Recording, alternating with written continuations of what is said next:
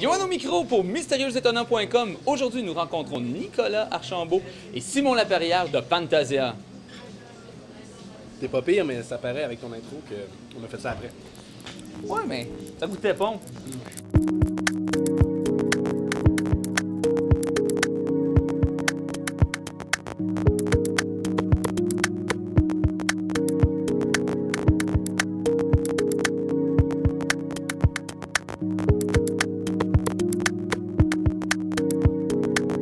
Le public a toujours été là pour la diversité. Observer. L'année passée, c'est Breathless qui a gagné le prix du jury puis le prix du public, si je m'en rappelle. Oui. Puis parce que c'était un film incroyable, puis je pense que ça a toujours été un public qui est connaissant de son cinéma. Parfois même plus que les programmateurs eux-mêmes. Ouais. Et ça, c'est toujours... oui, c'est un public qui est connaissant. Mais c'est Exigeant. exigeant, oui, mais c'est un public qui doit sa connaissance à sa curiosité. Il y a plusieurs personnes à Montréal qui ont bâti leur cinéphilie autour de Fantasia, Nick et moi compris. Ouais. Et donc, On est la première génération. d'un programmateur, Oui, on avoir des premiers spectateurs. spirites. Exactement. Donc, si aujourd'hui le public, j'aime pas trop le terme régulier, connaît si bien le cinéma de genre, c'est à cause de ce que Fantasia leur a appris au cours des années. Et ça, c'est à la base parce que c'est un public curieux. Et la curiosité amène toujours la connaissance. En fait, je pense que le cinéma de genre est mal vu. C'est à cause... De moins en moins, non. Même s'il est très à la mode présentement, mais je pense que s'il a été si longtemps mal vu, boudé, c'est à cause, cachons-nous-le pas, d'un certain arsenal de mauvais films qui a sali le cinéma de genre. Mais là, ce qu'on se rend compte de plus en plus, c'est qu'au contraire, malgré les navets, dont certains sont tout à fait jouissifs, on se le cachera pas, le cinéma de genre est capable d'être du grand cinéma. Et la preuve ultime de ça, c'est le nombre d'auteurs établis qui l'explorent. Ça, selon moi, ça devrait taire tous les préjugés qu'on peut avoir envers le film de monstre, par exemple. Ah, le film de monstre, il y a que du mauvais qui peut sortir de ça. Non, c'est faux. Bong Joon-ho nous l'a montré avec The Old. Le film de possession diabolique, c'est minable. Ah oui, pourquoi est-ce que Von Trier nous fait un Antichrist? Oui. Ou pourquoi Park Chan-wook s'intéressera aux vampires? Ou pourquoi même, bien avant ça, pourquoi est-ce qu'Alain Resnais oui, ou pourquoi est-ce qu'Alain Resnais a compris que le meilleur moyen d'explorer le phénomène de la mémoire, c'est par l'entremise de la science-fiction avec un film comme Je t'aime, je t'aime?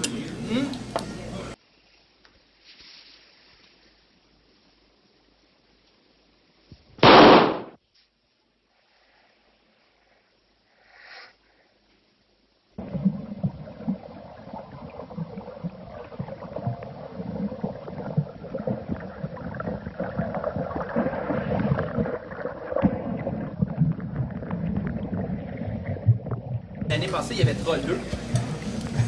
C'est quoi le nanar de cette année? Celui que on se prend 2-3 petites bières avant d'aller voir le cinéma, on s'assied en trop, par exemple. Pas trop, parce que ça vient désagréable. Pas trop, puis aussi parce que le film est présenté à 2 heures, ça fait qu'on peut vous garder en forme jusqu'à la fin de la soirée. Et ça s'appelle Les Hommes d'une autre planète. Et moi, j'ai hâte de voir ça avec le public de Fantasia. Et pour montrer à quel point on est ouvert d'esprit, la projection des Hommes d'une autre planète se fait en collaboration avec la Cinémathèque française. Ouais. Wow! Alors, une des plus grandes institutions au monde en termes de cinéma va nous permettre, nous amène le pire. C'est merveilleux. D'ailleurs, le directeur de la programmation de la Cinémathèque française va être des nôtres pour assister à la projection et est très, très, très excité. C'est un de ses films préférés. Mais si on peut vous résumer ça, c'est un film de kaiju japonais OK. qui a été acheté en Thaïlande où ils ont rajouté un héros thaïlandais qui est le géant de la Thaïlande, qui est une genre de grosse statue qu'on voit sur les temples là-bas qui tape sur les gens avec un parchemin. Et après ça, il a été racheté à Taïwan et ils ont enlevé les scènes avec des acteurs taïwanais pour des acteurs thaïlandais pour mettre des acteurs taïwanais. Et après ça, ça a été vendu en Europe. Et la copie qu'on a, nous, c'est une version doublée en français. Et le doublage, ils n'ont absolument pas regardé les dialogues originaux pour doubler le film. Donc ça n'a ni queue ni tête. C'est ça. On m'a parlé d'une scène où l'un des personnages dit « Non, ne me tuez pas, j'ai 14 petits martiens. » Wow! Wow! Ça promet ça.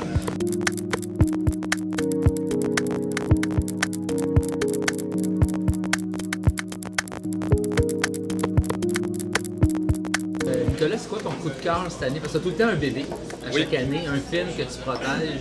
Oui, que tu es prêt à te battre Oui, à te battre. contre le géant ferré. C'est quoi ton bébé cette année? Sell Out.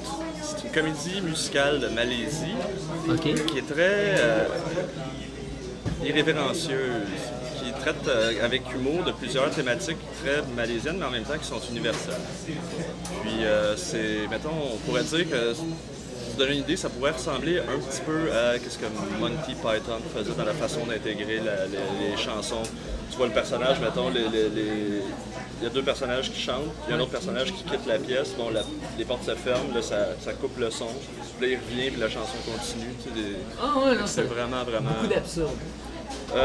Beaucoup de niveaux d'humour, oui, il y a de l'absurde, mais c'est très intelligent et c'est probablement la critique la plus lucide moi, que j'ai vue de la télé-réalité et de la pensée corporative. En même temps, ça fait des jokes un peu plus borderline, genre une blague sur le SRAS, que je pense que ça passera pas, mais qui en dit long sur la vision des compagnies pharmaceutiques et des médecins du réalisateur.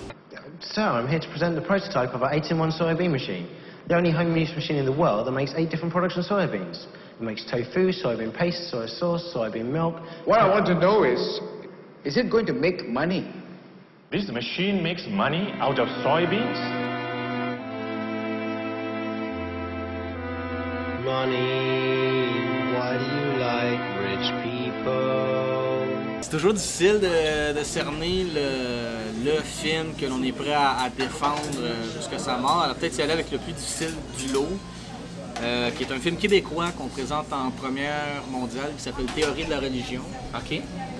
De Frédéric Maheu, qui est quelqu'un qui a fait énormément de courts-métrages et qui là, il fait enfin son passage au long avec un film expérimental que j'ai trouvé absolument fascinant, qui est un film érotique, qui est en même temps une dénonciation des préjugés qu'on pourrait avoir envers la pornographie et qui met en scène un homme qui va passer la soirée de ses rêves avec un mannequin, le mannequin d'une femme. OK. C'est mon autobiographie. Oui, c'est ça. Mais tu vois, c'est justement, de ce point de vue-là, c'est là que ça apporte un commentaire sur les consommateurs de pornographie. On les voit à la fois dans toute la gloire du moment de la concrétisation de leur fantasme et dans leur pathétisme parce qu'ils sont non pas avec une femme, mais avec son simulacre.